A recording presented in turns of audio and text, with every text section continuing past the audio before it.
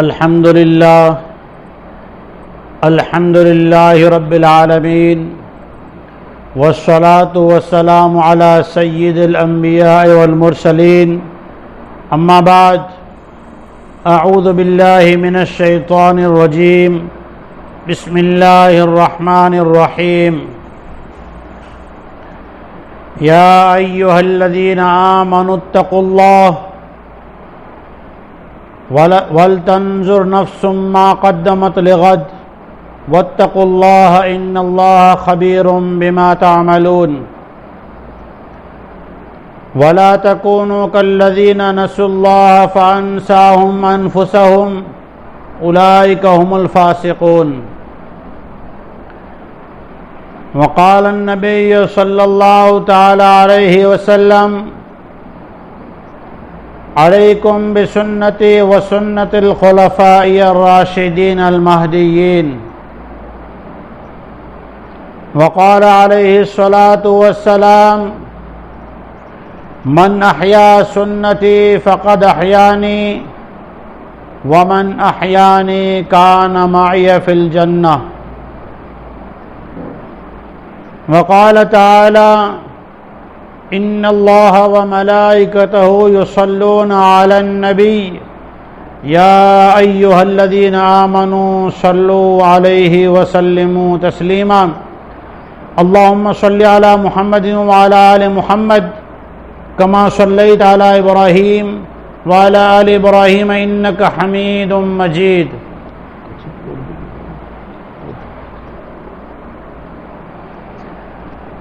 محترمات دینی ماں بہنوں، ہمیں اللہ تبارک و تعالیٰ نے ایک دینی مجلس میں شریک ہونے کے لیے توفیق عطا فرمائی ہے، اس پر اللہ کا شکر ادا کریں۔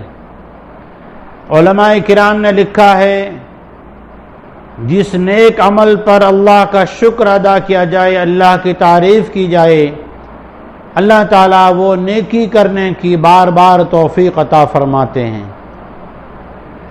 دین کی بات سننا اور سمجھنا، اس پہ عمل کرنے کی نیت کرنا، یہ ایک بہت بڑی اللہ کی طرف سے خیر ہے۔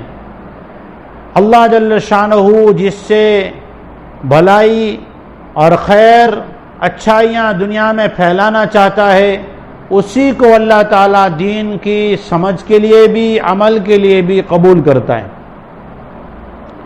محترمات دینی ماں بہنوں، انسان دو چیزوں کا نام ہے، انسان دو چیزوں کا نام ہے، ایک ہے انسان کا جسم اور ایک ہے انسان کی روح۔ ہمارا جسم مٹی سے بنا ہے، پھر مرنے کے بعد مٹی میں مٹی ہو جائے گا، لیکن روح اللہ کی طرف سے آئی ہوئی امانت ہے، واپس اللہ کے دربار میں چلی جاتی ہے۔ جسم مٹی سے بنا ہے تو جسم میں بیماری پیدا ہو تو اس کا علاج بھی مٹی سے بنی ہوئی دواؤں سے ہوتا ہے۔ بخار آ جائے، سر میں درد ہو یا کوئی اور تکلیف ہو جائے، ڈاکٹر اس کی دوائی اور اس کا علاج دیتا ہے۔ اس کی علاج کی دو چیزیں ہوتی ہیں، کچھ چیزیں کرنے کی ہوتی ہیں، کچھ چیزوں سے بچنے کا ہوتا ہے۔ بخار آیا، ڈاکٹر کے پاس جائیں گے، ڈاکٹر کہے گا کھانے کے بعد یہ دو گولیاں کھا لینا، دوپہر میں 2 گولیاں، رات میں کھانے کے بعد 2 گولیاں، یہ کرنے کی چیزیں۔ اور پھر کہے گا دیکھو ٹھنڈا مت پینا، آئس کریم مت کھانا، ٹھنڈی چھاش کو ہاتھ مت لگانا۔ اب یہ آدمی بیمار جو ہے انسان، یہ ڈاکٹر کی بات کو دھیان توجہ سے سنتا بھی ہے اور اس بات پہ یقین بھی رکھتا ہے، اور یقین بھی کتنا پکا۔ گھر پہ آیا، آنے کے بعد کھانے کے بعد 2 گولی کھائی، 1 گھنٹے کے بعد بخار اتر گیا، پسینہ ہوا، پسینہ صاف کیا، بخار اتر گیا۔ اب گھر کے اندر بچے آئس کریم لائے، ممی کو کہہ رہے ہیں جن کو بخار آیا آئس کریم کھائی گنو، کہیں گے ڈاکٹر ناچیں پاچھی بستر میں چھڑی پوندی، پھر سے بخار آئے گا، آئس کریم نہیں کھاتے۔ گھر میں بھینس کے دودھ کی چھاچھ رکھی ہے، میٹھی میٹھی چھاچھ، لیکن پیتے نہیں، جی کرتا ہے پھر بھی بچتے ہیں۔ فین چالو نہیں کرتے، پنکھا اور کولر چالو نہیں کرتے، کیوں؟ اس لیے کہ 2 دن بچیں گے نا، 2 دن کے بعد تندرستی آئے گی، پھر آئس کریمیں کھاؤ، گولا کھاؤ، پھر چھاچھ پیو، مکھن کھاؤ، کچھ نہیں ہوگا۔ جیسے ہم جسم کی تندرستی کے لیے ڈاکٹر کی بات کو یقیناً مانتے ہیں، جو کام کرنے کا کہتا ہے ویسا کرتے ہیں، جس سے بچنے کا کہتا ہے اس سے بچتے ہیں، اسی طرح روح جو ہے اس کے بھی 2 کام ہیں، کچھ کام کرنے کے ہیں، کچھ کام سے بچنے کا ہے۔ کرنے کے کام کیا ہے؟ کہ نماز، روزہ، زکوٰۃ، حج، اللہ کے کلام کو صحیح پڑھنا، نماز کو صحیح ادا کرنا، پابندی کرنا، جو کام کاج ضروریات ہماری ہیں اس میں مسنون دعاؤں کا اہتمام کرنا، کہ یہ کرنے کے کام کریں گے، اللہ جل شانہ کیا کرے گا؟ اللہ تعالی ہمارے ایمان میں قوت عطا کرے گا، ہماری روح کے اندر، ایمان کے اندر قوت آئے گی، یقین میں ترقی ہوگی۔ پھر ہم بھی جب ہماری نماز پابندی والی اور روحانیت والی ہوگی، نماز بھی 2 چیزیں ہیں، نماز کو بھی صحیح کرنا پڑتا ہے۔ اگر ہم موبائل نمبر میں 10 آنکڑے آتے ہیں، 10 نمبر ہوتے، اس میں ایک آدھ نمبر نہیں، ایک آدھ 0 بھی غلط لگ جائے نا تو اپنے کے بدلے میں پڑھائی کو لگ جاتا ہے، دعا کے بدلے میں وہاں سے دھواں ملتا ہے، یعنی غلط الفاظ سننے مل جاتے ہیں۔ اسی طرح سے نماز کے اندر جو چیزیں پڑھنے کی ہیں، کلام پاک کو جو پڑھنے کا اللہ نے حکم فرمایا، اس نماز میں، کلام پاک میں، مسنون دعاؤں میں اگر لفظ صحیح ادا کریں گے تو ہمیں ثواب ملے گا۔ نماز کے اندر پڑھنے کی چیزیں صحیح کریں گے تو ثواب ملے گا، نماز کے فائدے نظر آئیں گے۔ ہم نے جیسے بخار آیا، گولی بھی کھائی، اوپر سے چھاچھ بھی پی لی، تو یہ گولی اثر نہیں کرے گی، کیونکہ غلط استعمال ہوا ہے۔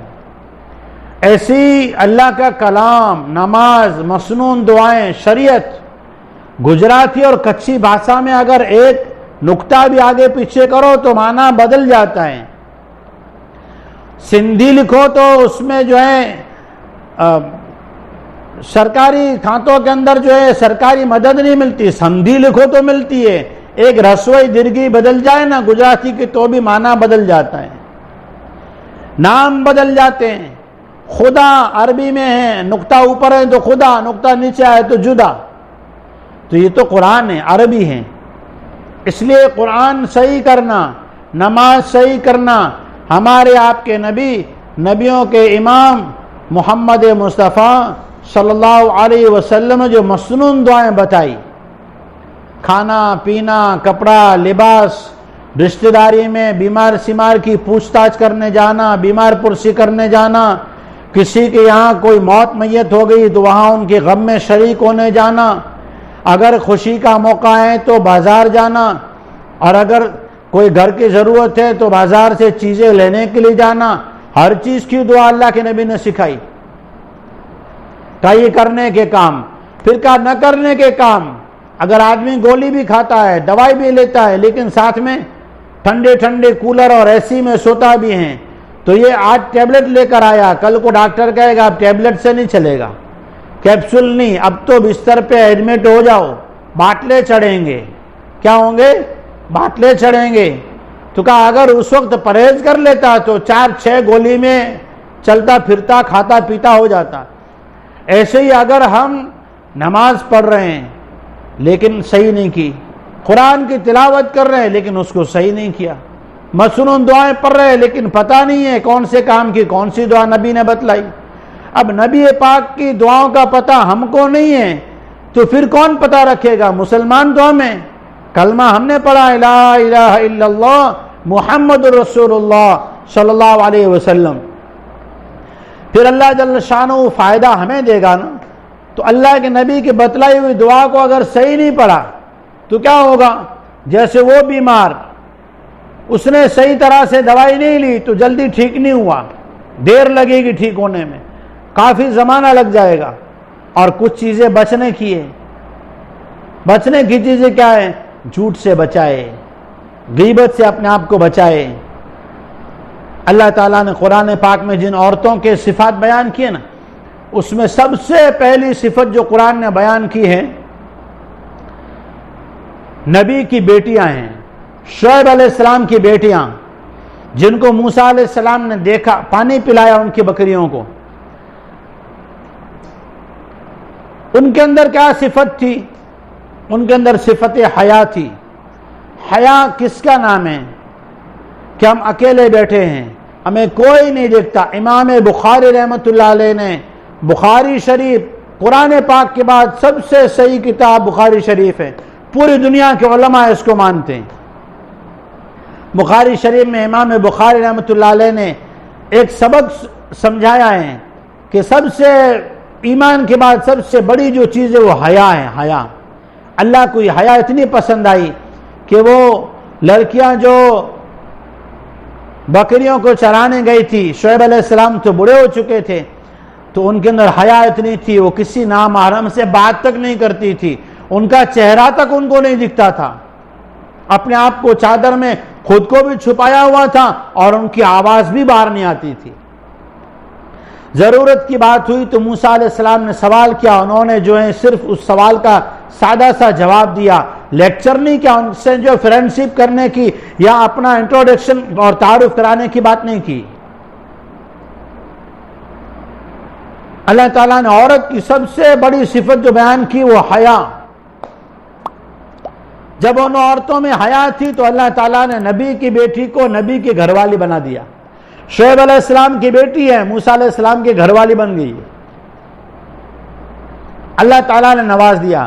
حیا پر ہم تنہائی میں ہیں، اکیلے ہیں، پھر بھی کہا غیبت نہ کرے. کیوں؟ اللہ دیکھ رہا ہے. جیسے ہم گھر میں ہوتے ہیں نا، زور زور سے شور کر رہے ہوتے ہیں، لیکن گھر میں دادا آ گئے، گھر کے بزرگ آ گئے، گھر میں دادی آ گئی تو ہم بات نہیں کرتے زور زور سے. کیا کرتے ہیں؟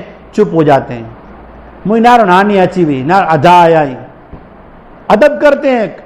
تو کہا اللہ کا ادب، بے شک ماں باپ کا، دادا دادی کا، نانا نانی کا، گھر کے بزرگوں کا ادب ہے. یہ ادب کس میں آئے گا؟ جس میں اللہ کی حیا ہوگی، اس کو مخلوق کی حیا آئے گی. تو کہا سب سے پہلی صفت حیا. دوسری صفت تو کہا پاک دامنی. پاک دامنی، جب عورت پاک دامنی کا عزم ارادہ کرتی ہے، اللہ تعالیٰ اس کی پاک دامنی کا اعلان کرنے کا فیصلہ کرتا ہے. بی بی مریم کو اللہ تعالیٰ نے عیسیٰ علیہ السلام دیے، پاک دامن ہے، تو گواہی دینے کے لیے اللہ تعالیٰ نے دودھ پیتے بچے کو جو ہے بولنا سکھا دیا. دودھ پیتا بچہ جو ہے گواہی دے رہا ہے. یوسف علیہ السلام پاک دامن رہے، اللہ تعالیٰ نے چھوٹے بچے کو گواہ بنا دیا. امی عائشہ رضی اللہ تعالیٰ عنہ پر تہمت لگائی گئی، اللہ تعالیٰ گواہ بن گیا. ہم پاک دامن رہیں گے، گواہی اللہ دے گا، اللہ انتظام کرے گا. لوگ تو چاہے کتنی، ہم نماز شروع کریں گے، قرآن صحیح کرنا شروع کریں گے، مسنون دعائیں سیکھنا شروع کریں گے، گھر میں تعلیم شروع کریں گے، کئی طرح کی باتیں ہمارے بارے میں ہونا شروع ہوگی، لیکن اس کی پرواہ نہ کرے. کہ قرآن نے بیان کیا، ان واقعات کو قرآن نے کیوں بیان کیا؟ تاکہ دین کے کام کرنے والوں کو یہ ہمت مل جائے کہ جو دین کا کام کرنے والے ہیں ان کے دامن پہ اگر کوئی تہمت لگے گی، اگر ان کو کوئی برا بھلا کہے گا تو اس کا جواب اللہ دے گا. ہم کام شروع کریں، نماز صحیح کرنا شروع کرے، قرآن صحیح کرنا شروع کرے، مسنون دعائیں صحیح کرنا شروع کرے. اولاد کی تربیت، یہ جو بیٹیاں آئی تھی نا بکریوں کو پانی پلانے اور ایک کونے میں کھڑی تھی، ان کو کس نے سکھایا؟ یہ حیا، یہ ادب کس نے سکھایا؟ اسماعیل علیہ السلام چھوٹے سے تھے، ابراہیم علیہ السلام کو تو ملے نہیں تھے، بی بی ہاجرہ کی صحبت میں رہے تھے. جب اللہ تعالیٰ نے ابراہیم علیہ السلام کو سپنا اور خواب دکھایا کہ اسماعیل کو ذبح کرو، تو ابراہیم علیہ السلام نے اسماعیل علیہ السلام سے کہا بیٹا میں نے خواب دیکھا ہے تمہیں ذبح کر رہا ہوں, کیا کہتے ہو, تمہاری کیا رائے ہے, تمہاری کیا جو اچھا کیا ہے. اسماعیل چھوٹے سے ہیں لیکن کیا کہہ رہے ہیں, یا ابت افعل ما تؤمر, اے ابا جلدی کرو, اللہ کا حکم ہے جلدی پورا کرو. یہ کس نے سکھایا کہ اللہ کے نام پہ قربان ہونا چاہیے, ابا کی بات ماننی چاہیے, کس نے سکھایا؟ یہ ماں نے اولاد کی تربیت کی, سمجھایا کہ اللہ کیا ہے, رسول اللہ کیا ہوتا ہے, اللہ کا نبی کیا ہوتا ہے, اللہ کا حکم کیا ہوتا ہے. کا گھر کے اندر اولاد کی تربیت کی تو بیٹیوں میں حیا آئی, بیٹوں میں وفاداری آئی, بیٹوں میں وفاداری آئی. ابو جہل کو ختم کرنے کے لیے 2 چھوٹے چھوٹے بچے 12-13 سال کے, وہ کود پڑے اور جا کر جو اس کا کام تمام کر دیا. کس نے سکھایا ہے اس کو؟ گھر میں ماں نے بتایا کہ رسول اللہ کا مقام کیا ہوتا ہے, اللہ کا احترام کیا ہوتا ہے, اللہ کا حکم کیا مقام رکھتا ہے. کس نے سکھایا؟ گھر کی تعلیم نے. گھر میں ماں نے تعلیم کی, گھر میں ماں نے اپنے نبی کی باتیں سکھائی, اولاد کی تربیت کی تو بیٹیوں میں حیا آئی, بچوں میں دین کے لیے قربان ہونے کے جذبے آئے. اللہ جل شانہ نے گھر کی عورتوں کو پوری امت کے لیے ہدایت کا مژدہ بنایا, ایک محور بنایا, مرکز بنایا. صحابی مہمان رسول کو لے کر آئے, گھر میں کھانا تھوڑا سا ہے, بچوں کو صبر کے ساتھ سلا دیا, مہمان کو کھلا دیا, خود بھوکے رہ گئے. یہ جذبہ اولاد کو بھوکا سلا دینا, یہ کس نے سمجھایا؟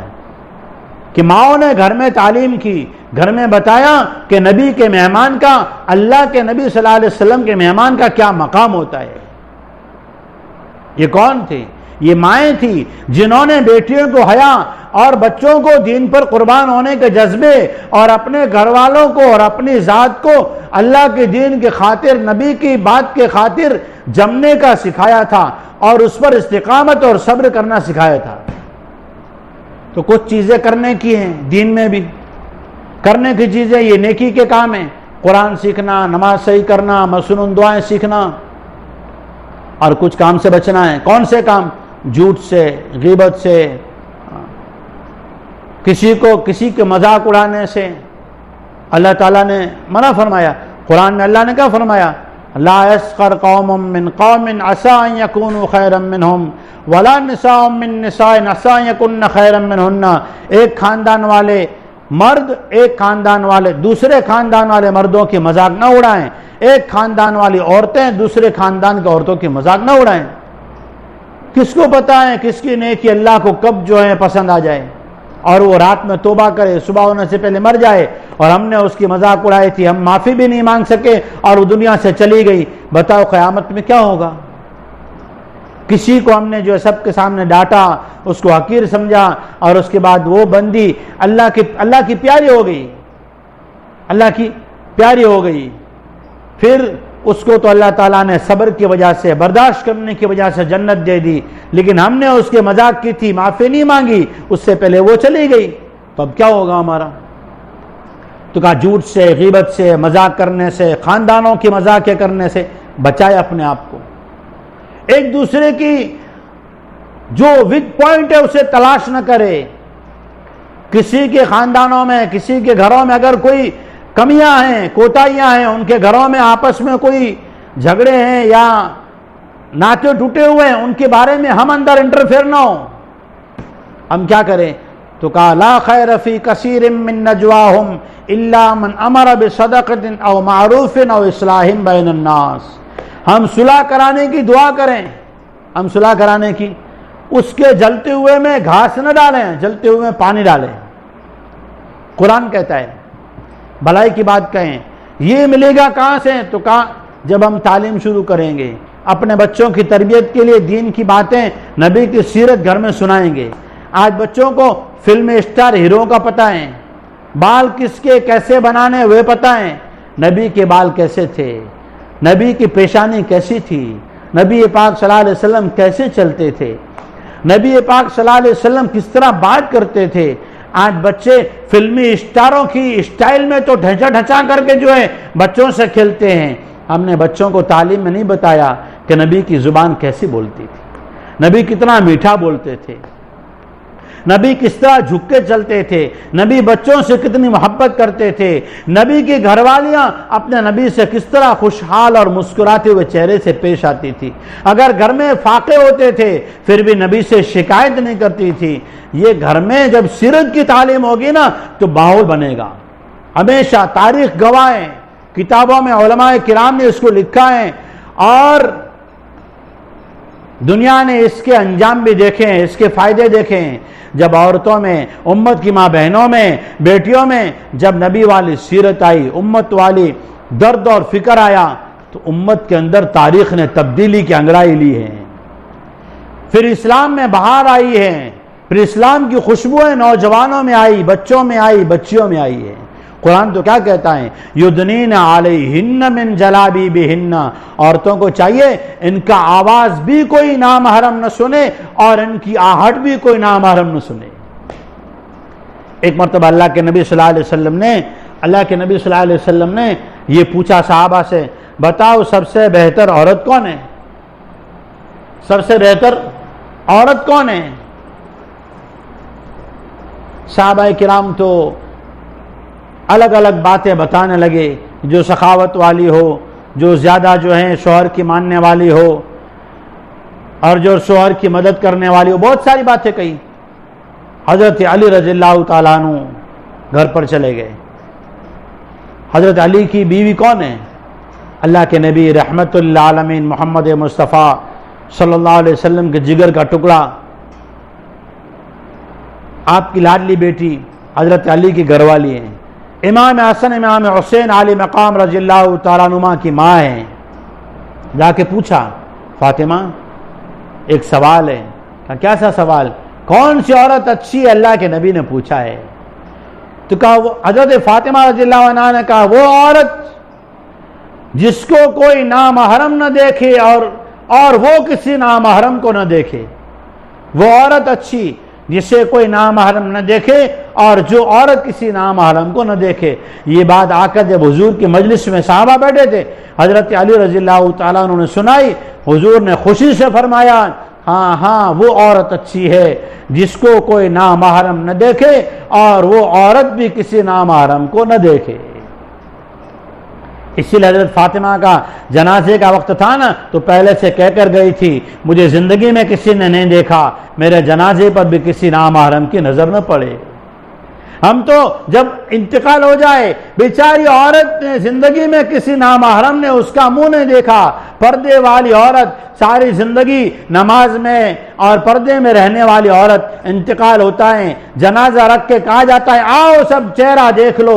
جس عورت نے ساری زندگی اپنے آپ کو نامحرم کے سامنے لانے سے بچایا، اس عورت کا منہ سب کو دکھایا جا رہا ہے۔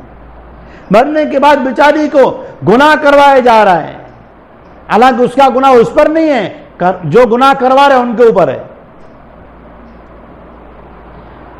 عورت کا چہرہ جیسے زندگی میں نامحرم کو دیکھنا حرام ہے، ناجائز ہے، اسی طرح مرنے کے بعد بھی چہرہ دکھانا اور دیکھنا نامحرم کے لیے ناجائز ہے۔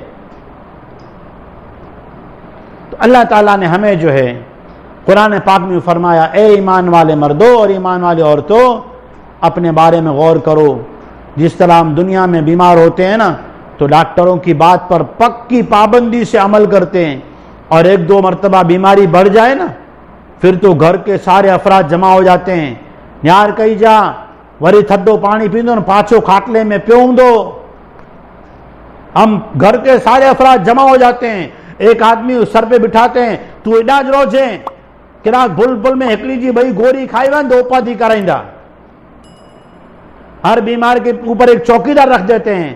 اسی طرح ہم نے بھی عمل کرنے کی نیت بار بار کی ہوگی، بار بار ہم سے نیتیں ٹوٹی ہوگی، لیکن اللہ تعالیٰ کہتا ہے وَلْتَنْظُرْ نَفْسٌ مَا قَدَّمَتْ لِغَدٍ، ایک بار اور غور کر لیں، سوچ لیں، کل کو اللہ کے سامنے کھڑا ہونا ہے، دین کی فکریں، دین کی ذمہ داری، اولاد کی تربیت، نماز اور زندگی کے جو کام کاج ہے وہ صحیح کرنے کی ذمہ داری ہے ہماری، اس کو ہم نے کتنا کیا؟ کل کو اکیلے آئے تھے، اکیلے اللہ کے سامنے جانا ہے، اس وقت کے لیے کیا تیاری کی؟ اللہ فرماتے ہیں پھر نصیحت کی اللہ تعالیٰ نے، ولا تکونوا کالذین نسوا اللہ فانساہم انفسہم، جیسے اگلی امتیں جب بھول گئی اللہ کو، اللہ کے دین کو بھول گئی، انہوں نے اللہ کا ذکر چھوڑ دیا، اللہ کے کلام کو، اللہ کی نماز کو چھوڑ دیا، اللہ کے حکموں کو پورا کرنا چھوڑ دیا، وقت کے نبی کی بات کو ماننا چھوڑ دیا، کیا نقصان ہوا؟ برباد ہو گئی۔ اللہ کا کوئی نقصان نہیں ہوا، وہ قومیں برباد ہوئیں۔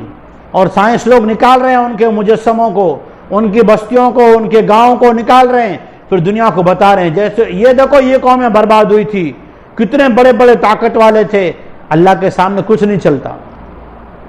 تو اللہ تعالیٰ نے جو ہے ہمیں دنیا کے اندر انسان کو بنایا دو چیزوں سے، ایک جسم سے بنا ہے مٹی سے، اسے تو مٹی کی غذائیں، حلال غذائیں فائدہ دے گی، حرام غذا کبھی دوا نہیں بن سکتی، حلال غذائیں فائدہ دے گی۔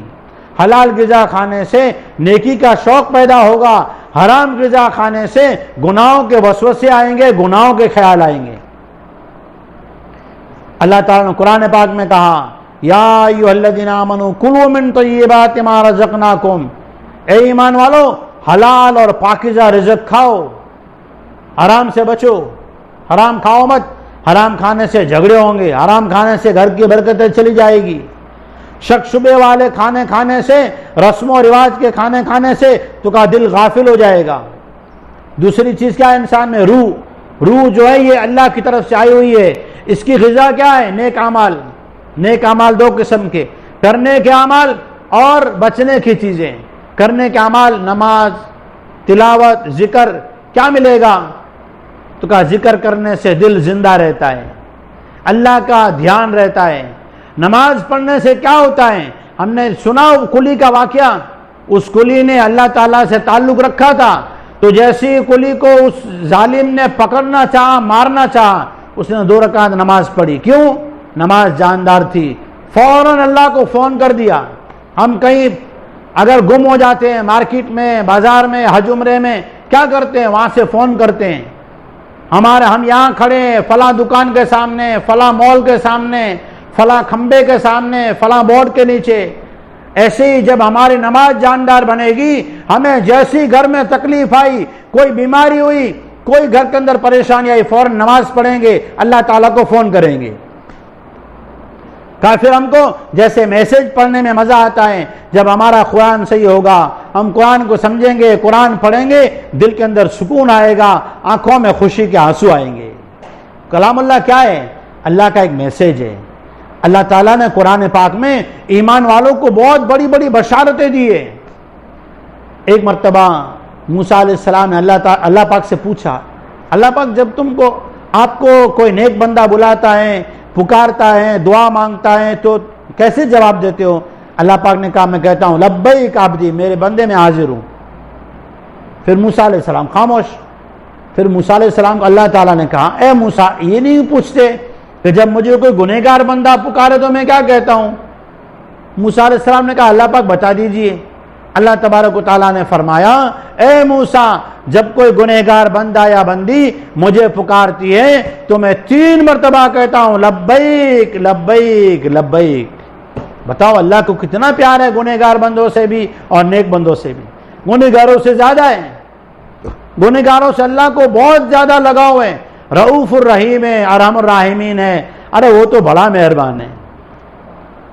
اللہ کے نبی صلی اللہ علیہ وسلم نے ایک قصہ سنایا کہ قیامت کی دن اللہ پاک 2 بندوں کو بلائے گا، دونوں کو بولے گا تمہارے پاس کوئی نیکی تو ہے نہیں، جاؤ جلدی سے جہنم میں اپنی ذات سے کود جاؤ، فرشتہ برشتہ کوئی نہیں آئے گا، تم دونوں جاؤ۔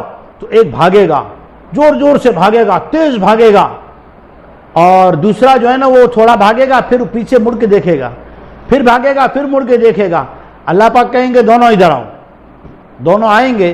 اللہ تبارک و تعالیٰ کہیں گے بھاگنے والے کو کیوں بھاگ رہا تھا؟ جہنم میں جانا ہے پھر بھی بھاگ رہا ہے؟ تو کہا اللہ پاک میں نے سنا تھا کہ تیرے رسول محمد مصطفیٰ صلی اللہ علیہ وسلم نے یوں بیان فرمایا تھا، اللہ کے نبی کی بات میں نے سنی تھی کہ اللہ تعالیٰ جو ہے کہ اتنا غصے میں ہو نا پھر بھی اس کی رحمت جو ہے نا وہ غالب ہے، رحمت والا پہلو جو ہے وہ تو ہمیشہ اوپر رہتا ہے، کبھی بھی اللہ کو رحمت آ جاتی ہے، رحمت کا جوش آ جاتا ہے۔ تو میں نے ایسا سوچا کہ اللہ پاک کو رحم آ جاوے کہ ایک بات مان لی، چلو رحم کر کے جنت میں بھیج دو، اچھا تجھے میری رحمت کی امید تھی نا، جا جنت میں جا، جنت میں جا۔ پھر حضور فرماتے دوسرے کو اللہ پاک پوچھے گا